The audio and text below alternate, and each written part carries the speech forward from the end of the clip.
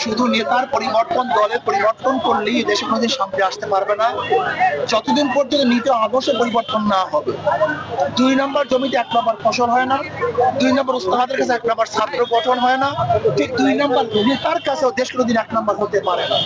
শুধু আমরা চেহারার পরিবর্তন করি, আমরা শুধু হাতের পরিবর্তন করি, কিন্তু চাঁদাবাজকে পরিবর্তন করি না।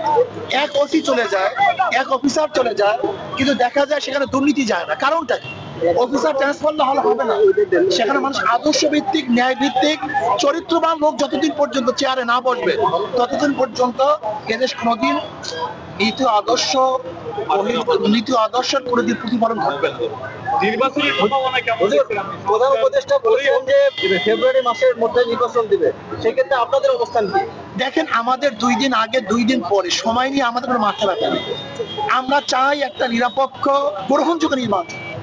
এবং দেখেন, হাবিবুল আউয়াল সাহেব, যিনি সিইসি প্রধান ছিলেন, তিনি স্পষ্ট বলেছেন যে এই বর্তমান সংস্কার ব্যতীত যদি নির্বাচন হয়, ১,০০০ বছর নির্বাচন করলেও কোনোদিন সুষ্ঠু নির্বাচন হবে না। এর জন্য আমরা মনে করি 2 দিন আগে 2 দিন পরে এটা বহুত বড় দেখার বিষয় না। আসলে সংস্কার ব্যতীত যদি নির্বাচন করে, সেই নির্বাচন গ্রহণযোগ্য নির্বাচন হবে না, সুষ্ঠু নির্বাচন হবে। আচ্ছা, আমার নির্বাচন জোটমুক্ত করবেন না একভাবে করবেন আপনারা? প্রিয় নির্বাচন চাই, এর জন্য আসলে তো বিএনপিও জাতীয় সংসদ গঠন করতেছে।